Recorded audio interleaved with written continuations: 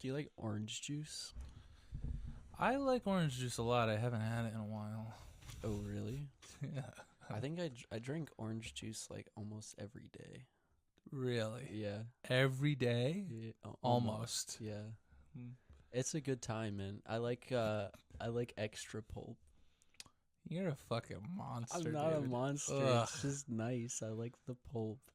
Look at that pulp going down your throat. Well, it's You freak. yeah. Well, I feel like it's closer to real orange juice, you know? Like if I was to squeeze it myself, there'd probably be a lot of pulp in it. Not mine. I'd Really? make sure. You triple strain it. Mm-hmm. Mm. Is there a lot of never mind. Would you drink like grape juice that I stomped with my bare feet? Were your feet washed beforehand? Probably not, no. Then yeah, What if they were washed? probably not. Yeah, it tastes like soap. Yeah. Yuck. It tastes like Old Spice or something. What do you Yeah, use? I use I use different things, whatever's cheap sometimes. Sure. Yeah. I don't want to spend like $12 on a fucking deodorant. I went to the store the other day and Do you put deodorant on your feet? no. Should I? Just to make sure. I never thought about it, but that's a good idea. Yeah.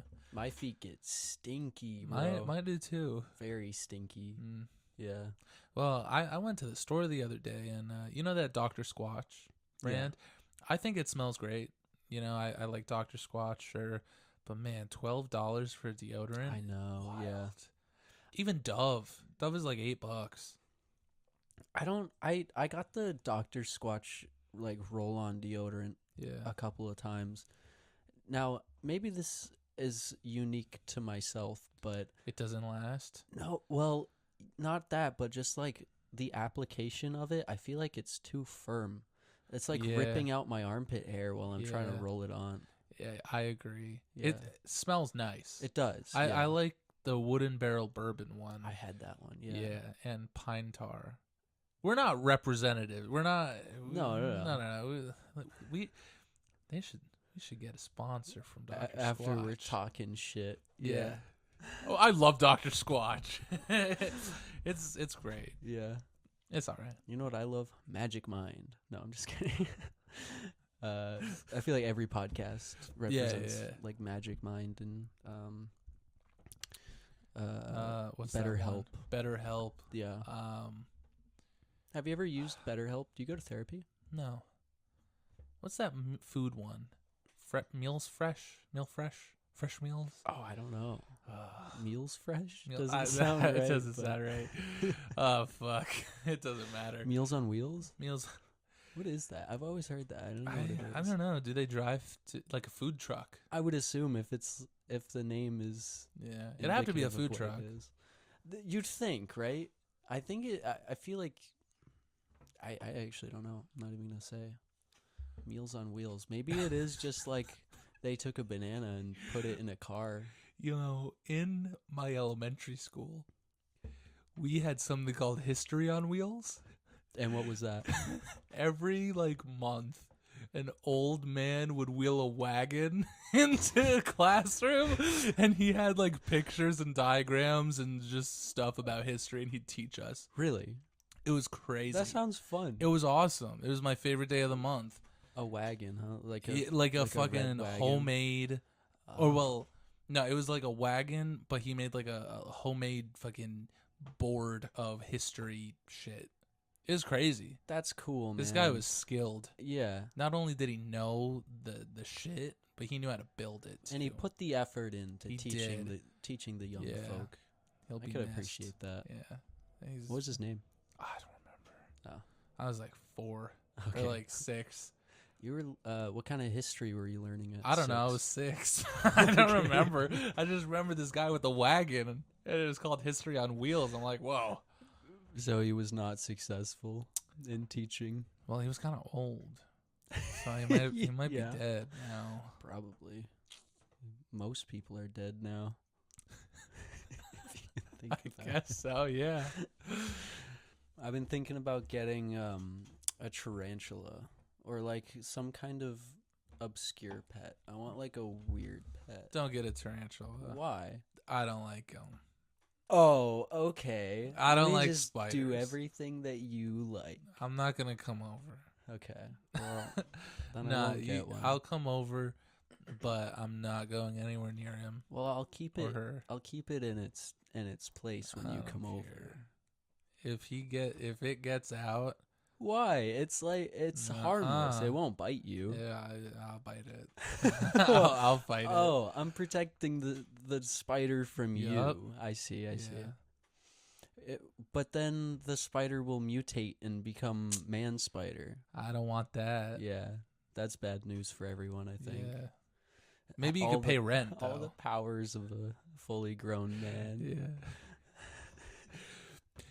So like, how strong are spiders? Are spiders strong? They can be, yeah. Because like the whole deal with Spider-Man, he has the proportionate strength of a spider. Yeah, he But in can human also form. predict the future. What? He's spider sense. Oh, predicts the future. No, he could sense bad things or like Yeah. danger. I guess, yeah. He's not like in 64 hours. He almost is though. It's just like a shorter time frame. Sure, yeah. It's like It's like if I step on this crack, I'm gonna break my Aunt May's back. Yeah. You know. yeah. Yeah.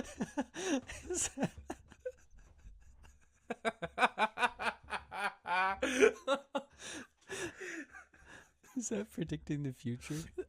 I guess so. Well, you don't know when her back's gonna break. That's true. You know, I always thought like It was instant. right, yeah. Yeah, that's what I thought. You step on a crack, so it could still happen. That's fucked up. You better call your mother. I'm gonna have to see Mm. if her back is still intact. Well, welcome to the Off the Shelf podcast. My name is Josh. I'm Vinny. This is the book club podcast where we take books off of Vinny's shelf and talk about them. What are we talking about today, Vinny? Today we are going to talk about JLA by Grant Morrison. This is a really important run Why is it so important? because this is the run that people think of when they think of the Justice League. Maybe, I don't know. That this is what I think of because this was like the dawn of the Justice League being good again. Because when the Justice League came out, like thousands of years ago, or whenever the 50s were, Yeah, thousands of years. ago, it was the Flash and Wonder Woman and all those classic characters. But over time, I don't know what happened because characters like Vibe and like Steel, Who's Vibe? they didn't even know. He just rolled up and joined the fucking Justice League.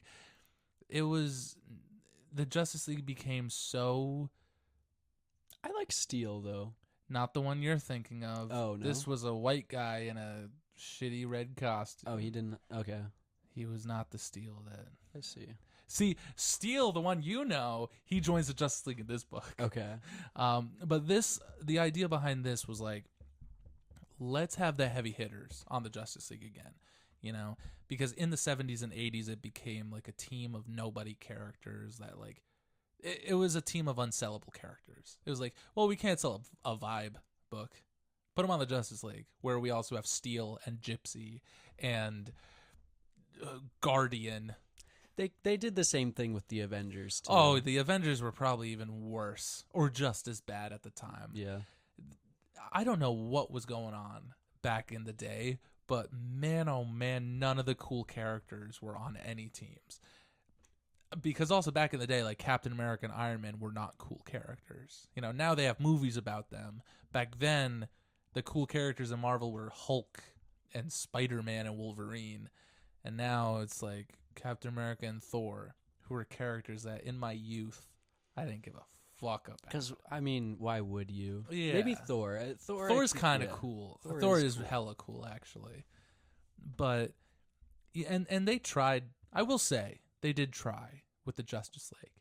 Like they went from one unsellable team to a better unsellable team.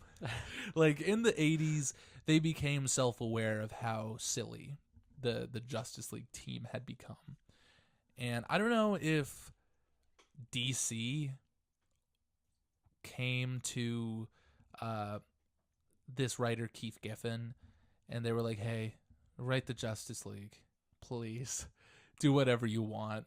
Or if Keith Giffen was like, "I have this amazing idea for the Justice League, let me write it." But eventually he got to write the Justice League, and he wrote Justice League International, which, for what it is so silly, so self-aware, and, in my opinion, fantastic. It's so good. It is a comedy book about, like, yes, there's Batman. Yes, there's Martian Manhunter. But this is the intro to Booster Gold and Blue Beetle on the Justice League. This is Guy Gardner on the Justice League. Yeah. This is Mr. Miracle on the Justice League. And Mr. Miracle's like 50-year-old dwarf friend. It's like, who the fuck is Oberon? It's like, I don't care, but he's on the Justice League. I didn't know about Oberon. Oberon is a crazy, wacky little character, and he is in the Justice League. He's just along for the ride. What does he do? He's literally Mr. Miracle's friend. Okay. He's his manager. Like, Mr. Miracle does, like, escape artists. Yeah. Like, he sets up escape things for him to do. He's literally his manager, and Like, he's just along for the ride. Lock the box after he gets in it or whatever. Yeah, straight up, that is Oberon. Okay. But eventually Grant Morrison came in, and they were like, we need to have the characters people want to see on the Justice League. And this was like the perfect time for it, because Superman previously died, and he's back to life. That's fucking sick. Superman's like at his top fucking sellability right now. Yeah. Andy has a mullet. Dude is on top of the world. Batman got his back shattered. He's okay now. Dude is also selling like crazy. You have the young hip Green Lantern, Kyle Rayner. Long time ago, we talked about Green Lantern when Hal Jordan went crazy and killed everybody. Kyle Rayner becomes Green Lantern. Wally West is the Flash. He's being written by Mark Waid, which is a phenomenal series. Totally like changing up all Flash's history. Groundbreaking fucking Flash run. Everybody is at the height. Oh, and then there's Wonder Woman, who she, in my opinion, it seems like everyone's gone through a pretty traumatic series of events. What has Wonder Woman been through? Man, she's been through like a really great series by George Perez, and then really bad follow-up series by like John Byrne and other people. I've for the longest time I've wanted to do a Wonder Woman book, and I was gonna do Wonder Woman by John Byrne because I was looking at it. I was like, the artwork looks great. Darkseid is in this. This is gonna go so hard. That book was so bad. I read it, and I'm declaring that we are never gonna talk about that book ever. Really? It's so bad. We're never talking about it. But that makes me want to talk about it even Maybe more. one day, but it is such a frustrating book. Okay. Because the whole time it's like built up Wonder Woman versus Darkseid for the first like 6 issues. And then the climax is just like Wonder Woman punches him, and Darkseid like punches her back, and then he's like, I don't feel like fighting. Goodbye. And he leaves. And it's like, what do you mean? Okay. What just happened? It is such so bad. Really? Horrible. But George Perez wrote Wonder Woman from like the 80s to probably a little bit into the 90s, and he wrote Wonder Woman. He wrote the shit out of Wonder Woman, and he drew it. Like, he introduced everything you like about Wonder Woman. All the Greek mythology shit was always there, but he really informed more of it, you know. One day maybe we'll talk about his run on Wonder Woman, because it is a very important series. And then Aquaman, he's here. He has a beard and long hair and a harpoon hand. Oh yeah, he does, doesn't he? He's hella cool. Everyone is at their top coolest. They're at their coolest. Yeah, I mean, like Green Lantern's mask goes all the way down to his chin. Yeah, and then there's Martian Manhunter, who has never had a series ever before. Wait, ever? After this, he got some series, but he's never had like an ongoing series. It always gets canceled. He's kind of just there though in everything. He's good support. You know, he's reliable. He's a reliable car. He's in the Sandman. He is. Yeah. Yeah. He just like shows up. He does show up. He's the reliable, car. Yeah. It's like this is your Toyota Corolla. Yeah. It's like you want, Booster Gold on your team, but you know that Booster Gold is probably gonna fuck something up or he's gonna like lollygag. So you go with Martian Manhunter because he'll get the job done. Yeah. And this is just Grant Morrison. Like, we need to start making the Justice League the best book. It's everybody. It's everybody. Everybody wants to read, and I read this, and it's great. Don't get me wrong. I have problems with it, but I have to commemorate Grant Morrison for dealing with the things that DC throws at him during this series. Because the first 4 issues are the formation of this new Justice League. Or, I guess, old Justice League. They're all coming back. They all know each other, They become the Justice League again. The old Justice League, like Metamorpho and all those fucking assholes, they get fired. They get fired. This new Justice League shows up, and this is where, like... How do you get fired from the Justice League? Is it run by like a singular entity? Superman rolled in and said, bye-bye. Yeah, I guess, yeah. You can't really say no to yeah. to Superman. They're like, okay. But so the Justice League is, it's all these characters. They all come together. They're gods, practically. And Batman's the most dangerous one. Oh, yeah. And then, this introduces like the Justice League Watchtower up in space, and they deal with more like world-ending threats instead of just like, oh no, my bald enemy is causing crime. It's like, no, now there are... That's all of Daredevil. Yeah, but he's not a god. He's just a fool. Yeah. But so the Justice League reforms, and it's all these characters, and then coincidentally, a new superhero group pops up, and they're called the Hyper Clan, and they are ridiculous. They look exactly how you would imagine them to look from this time period. Yeah, so I have the omnibus here, and then a couple trade paperbacks. And what, JLA stands for what, Junior Lemon Army? Justice League of America. Yeah. I was watching, I currently only have HBO as a streaming service, so I've been watching a lot of DC shows. Like, I watched all of the Batman, that's not Ultimate Batman, because that's a Marvel thing. What's it called? Beyond? Yes, Batman so Beyond. And I was watching a little bit of Justice League Unlimited. Yeah. So that's like my big frame of reference. But there's like a billion Justice League members in that show. And this is just the core team. Right? Yes. I mean, throughout the series, more and more characters join. Because Grant Morrison, man, he really wants to talk about certain characters. But some characters he's not allowed to talk about because DC won't let him.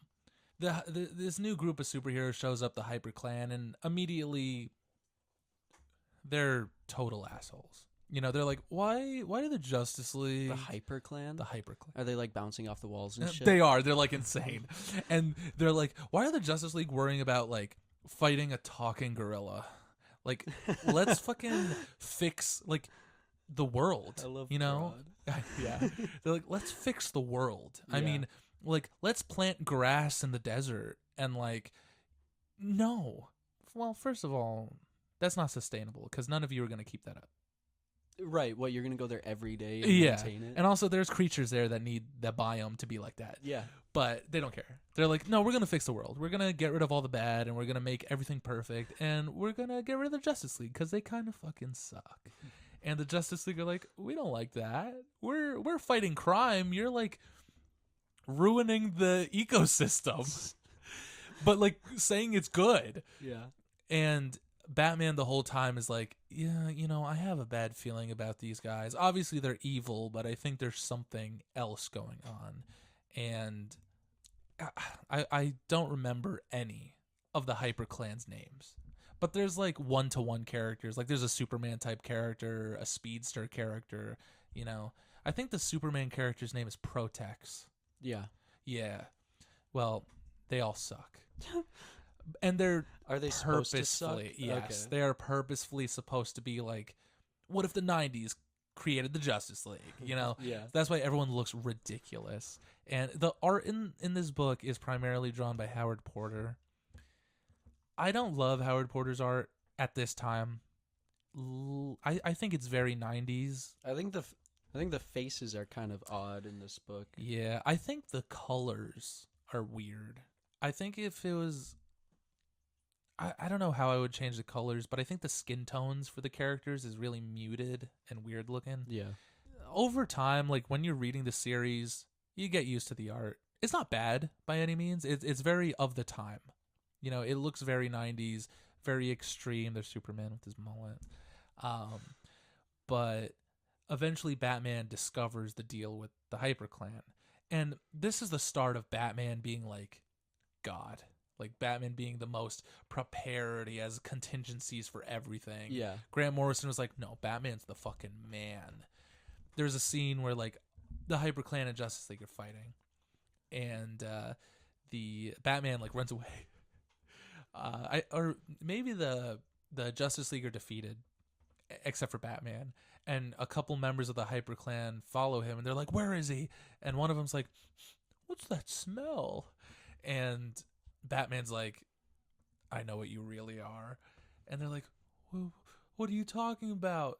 And they're like, "Oh God, I know what that smell is. It's gasoline." And Batman lights them on fire. And he's like, "You guys are white Martians." So secretly the HyperClan were white Martians. Shape-shifted into superheroes to take over the world. And Martians are weak to fire. Right. And I think a lot of things are. I think so too, yes. But this was the start of just the Batman being on top. Mm-hmm. Later in this series, we covered Tower of Babel, where Batman makes plans to take out all the Justice League. That's this Batman. Okay. Yeah. So this is the start of like the Justice League really being a force of power in the DC universe instead of silly, goofy characters. And each story is like keeps getting more and more epic.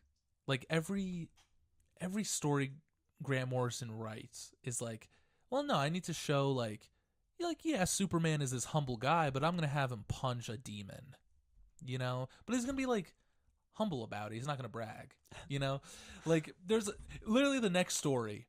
So Grant Morrison got to write about all these characters, right? But he clearly wanted to introduce like Hawkman and Green Arrow. And DC was like, "Oh, no, you can't use Hawkman. He's too complicated." So he's like, Is he? He's really complicated. Oh, okay. And then he's like, "Okay, well, I guess I'll create my own character who's a fucking angel from heaven. Is that less complicated?" And they're like, "No, but you could do it." And so he does that story.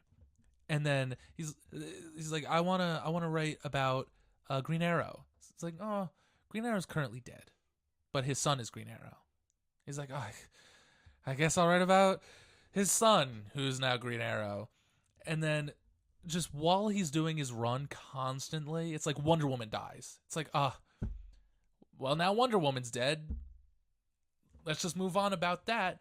Like from issue 4 to 5, Superman goes from being Superman with the mullet to being blue and having electricity powers. Oh, yeah. And I forgot about there's that. literally only like 1 or 2 moments where someone's like, "Oh, Superman, you look weird." And he's like, "Yeah, it's a long story."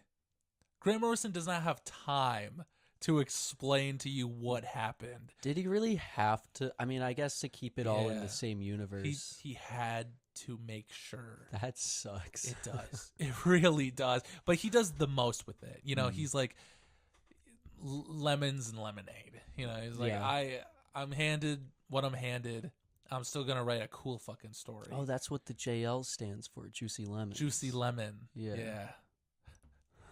So he's hurdling these road. He's rolling with blocks. the punches. Yeah. He has to deal with everything that's going on. But it never hurts the stories, you know, which is a big thing. You know, something that I think Grant should be proud of when they look back on this run, because it's really well done in his execution. Like the next volume has the Justice League going up against this thing called If. Okay.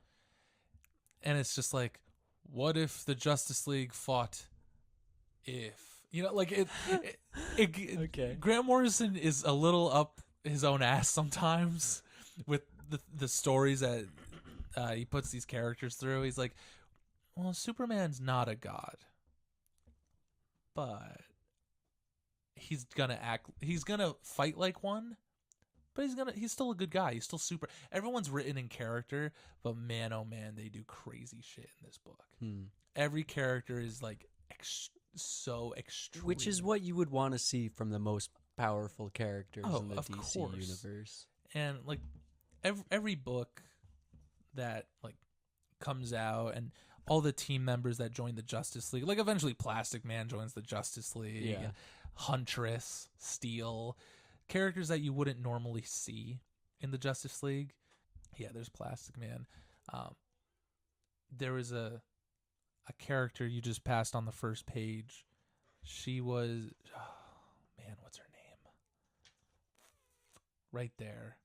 Woman of Tomorrow. Is that her name? Woman of Or is that a Tomorrow, or I title? think they call her Tomorrow Woman. Oh, something. yeah, they call her Tomorrow. Tomorrow, yeah. Yeah. She's like a robot created by two scientists. I think T.O. Morrow is one of the scientists. Okay. And then Dr. Oh, fuck, what's his name? It doesn't matter. He created Amazo. I can't remember his name. But they create this robot woman, Tomorrow, and she's supposed to infiltrate the Justice League and like destroy them. But she ends up joining the team and like becoming friends with them, and they all love her. And she ends up destroying If.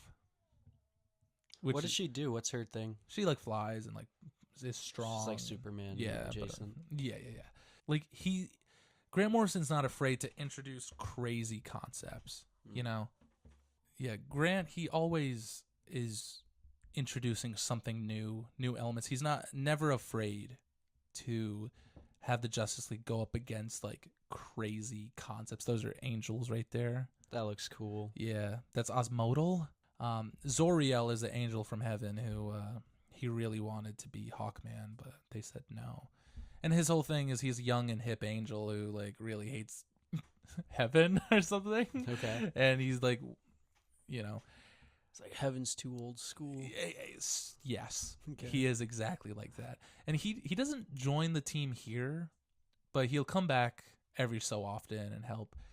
Also, Superman's blue for a surprisingly long amount, like longer than you would think in this series. I don't remember why he turned blue. I didn't care enough to ever read it. And that's the Green Arrow's son, Connor Hawke. He's the new Green Arrow. Is he? He's probably the same exact character though, right? Or he's similar. Yeah, but he's young and hip. Right. You see a trend. There's the young and hip Flash, the young and hip Green Arrow, the young and hip Angel from Heaven, the young and hip Green Lantern. It was the time. It was the time to be young and cool. Because you don't want to read about old people who don't want to be superheroes anymore. No. Right. No, nobody does. Ugh. So tired. I hate that. We got to get a new young and hip Vinny. I think so, yeah. This one's all washed up and tired. I'm going to retire, and then I'm going to have to fucking come back or whatever. Be like, off the shelf returns. Yeah. Rebirth. Rebirth. Yeah. But this was like this series, it went on for a long time, even after Grant left. Like all-star writers like Mark Waid took over, and Howard Porter stayed on art for a very long time. I think some people would say that Rock of Ages, which is the 3rd volume, would say it's probably the best story in the whole series. Either Rock of Ages or World War III, I believe, is the Grant Morrison's finale in it. I think Rock of Ages is so absurd. Why? Because it's kind of like, looking back on it, it's kind of like that cliche story of the superheroes do something or something happens that causes a dystopian future, and then they all have to go back in time to stop it from happening, you know? But that's only like one element from this story. Is the Rock of Ages an actual rock? It is the Philosopher's Stone. Okay. Lex Luthor puts together the Injustice Gang. The Injustice Gang? Yeah. Okay. And it's Lex Luthor, Joker, Ocean Master, Cersei, some other characters. And they do, like, I think they create like evil versions of the Justice League. So there's like counter versions of the league, and they fight them, and it's kind of fucking stupid. Okay. And it's all like a diversion so they can get the Philosopher's Stone. I think like, I'm not gonna get too into it because it's not important. What is important is that once they have the Philosopher's Stone, the Justice League show up and Superman destroys it, and because of the destruction of the stone, this plunges the world into a dystopian future that is run by Darkseid, where Darkseid gets the anti-life equation and everything obeys his will. So you have like future versions of like Green Arrow and the Atom and other characters. They're like, we have to go back in time and stop Superman from destroying the Philosopher's Stone. And it's a really fun little series. Take a look at it. Is the Philosopher's Stone, does it have any like supernatural components to it outside of yes, like, controlling time? Yes, but I don't. Those are the evil Oh shit, versions She-Hulk is in this one. Oh yeah. That's cool. Yeah.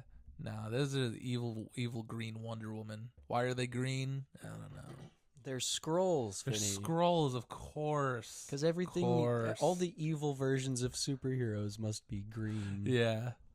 Green and purple are the evil colors. That's Because true. superheroes were, oh no, Martian Manhunter, he's one of them. John Jones.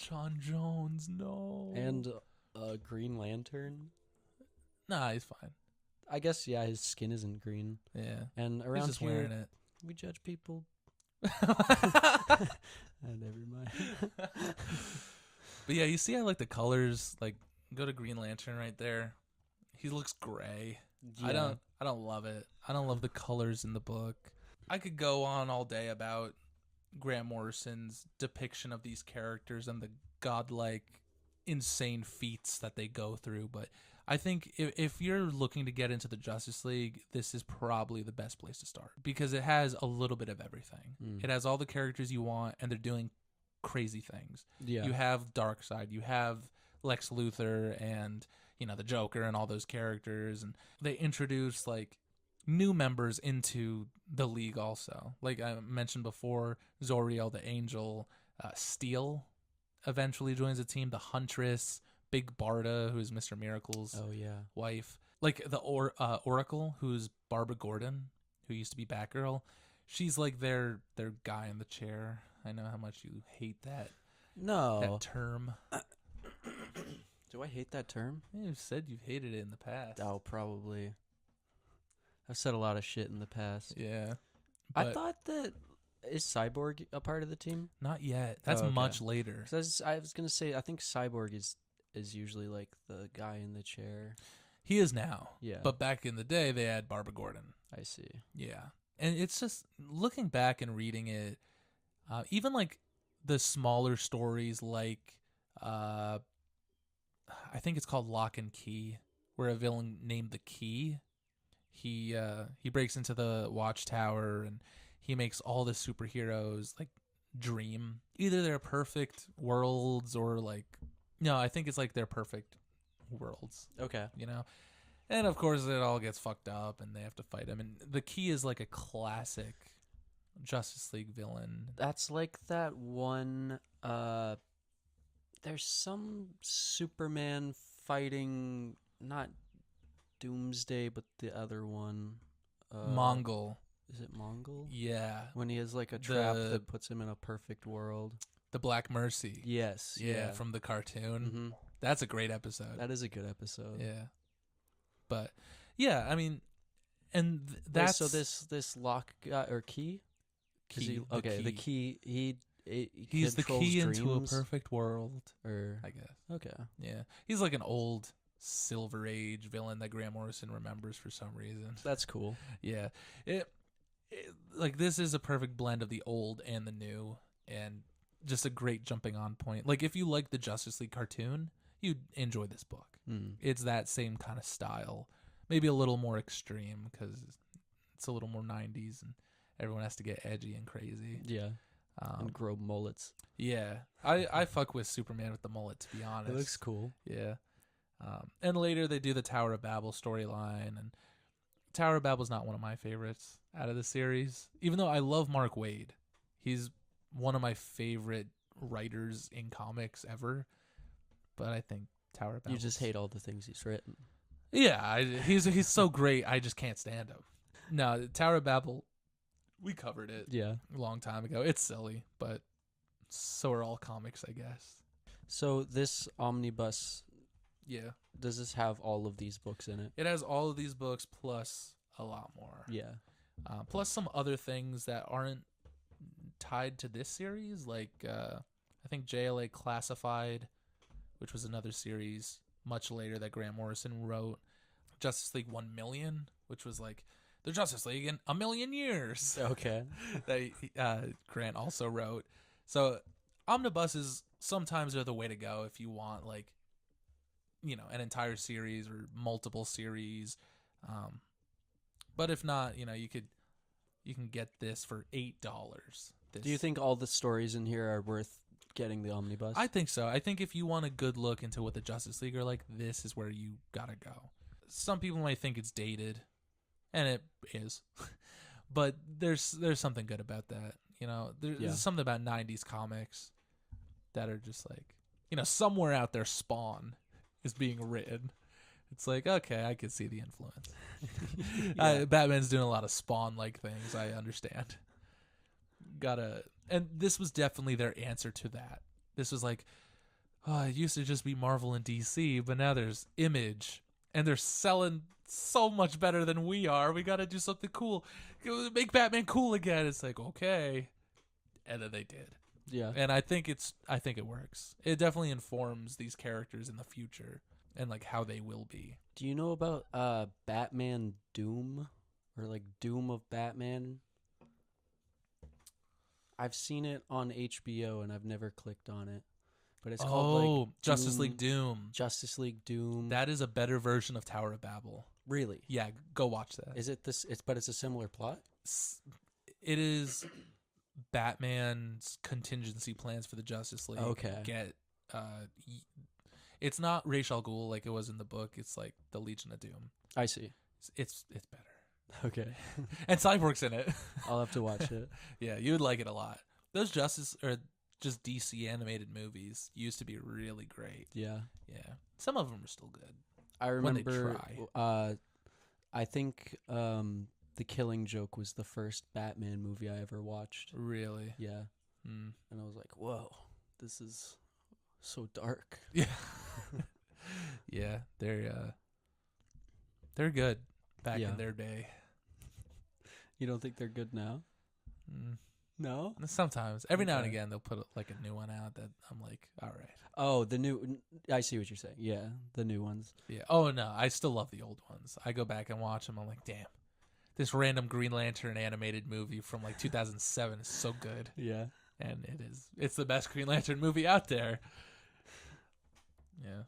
Do you think they'll they'll get back on the Green Lantern train, or did it? They're making a fail TV too show. hard? James Gunn is Okay, making really. a Lanterns show with Hal Jordan and Jon Stewart, Green Lantern. Did you watch the Peacemaker? I did. It's very silly, and I like it a lot. See, I haven't watched too much of the DC TV shows yet, but I've liked what I've seen so far. Yeah.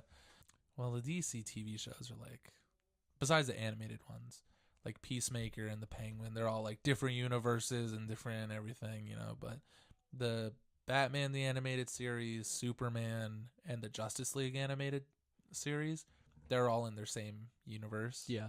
So good. Best depiction of those characters ever. Really good. But you just think that because you grew up watching them. No, I think that because I'm right. You ask anybody, Yeah. everyone's going to be like, yeah, that's the best version of the Justice League. And I think definitely we wouldn't have that without Grant's JLA. Because this has a lot, you know. A lot it of has influence. all these characters are in the TV show, Yeah. you know, plus Hawkwoman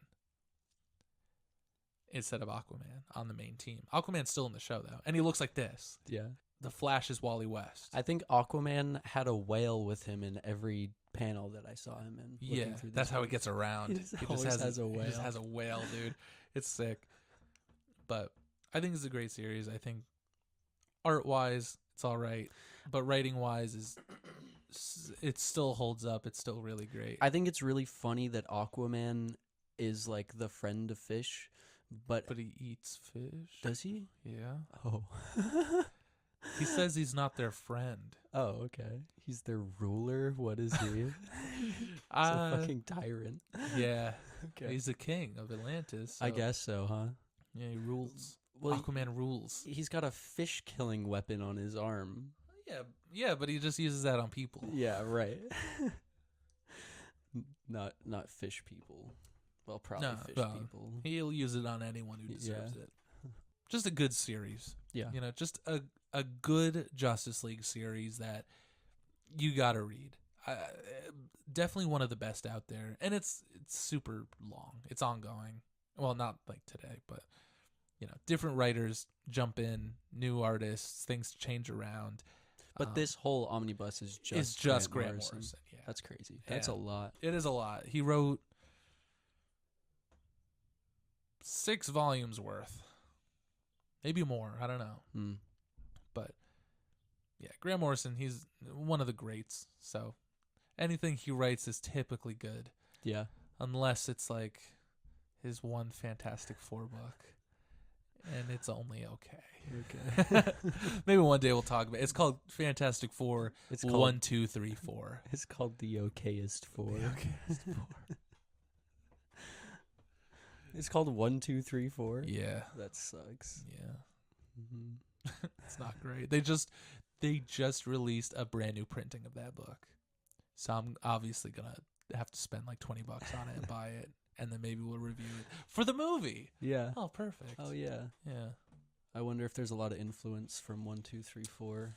I don't think so. I think actually the Fantastic Four, the first movie, had some influence from Grant Morrison's. Really? There's something in that book that happens in the movie, and it's when Doctor Doom freezes Reed. Oh yeah. That definitely happens in the book. Hmm. Unless I'm making it up. But I'm like 98% sure that happens in the book. Is most of that movie not based on the books? No, it is. Oh, okay. They do a pretty good job keeping it accurate. Mm. Yeah. I mean, except for when it comes to Doctor Doom, he's not like that at all. Right, yeah. His Green Lightning and Yeah, but I guess I get it. Make him more like a rich billionaire than a king of his own country. I'd argue those are pretty synonymous. Yeah, but one is cooler, Yeah.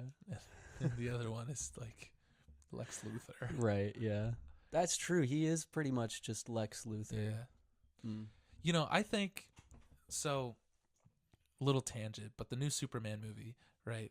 We see like all these different Lex Luthor characters. Like, Lex clearly has some superhero or super beings that are aiding him in the movie. I bet this is going to be the first Superman movie where we're going to see Lex Luthor in like a green and purple power suit, and he's going to fight Superman. And that is so cool. I hope so. I've been dying to see that for my entire life. And I think there was a action figure set that spoiled that. Oh, really? I think there's a set where Lex is in the suit. Hmm. Thank you, action figures, for spoiling everything. Like Lego did the same thing with like Galactus and Silver Surfer in Fantastic Really? Four recently. Oh. Yeah. Oh, okay. Mhm. So they make a Lego Galactus. Is it like You build him. okay? That's cool. Yeah, he's not like a big figure, Yeah. but like you build him and stuff. That's like cool. in the Avengers game when you get him as a playable Yeah, he's like a little and he's tiny. He has this huge boss fight, and then he's only like a little guy. Yeah. It's so funny.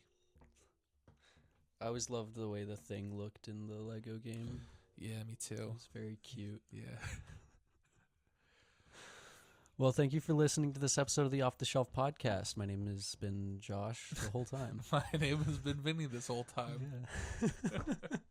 Join us next time when we change our names.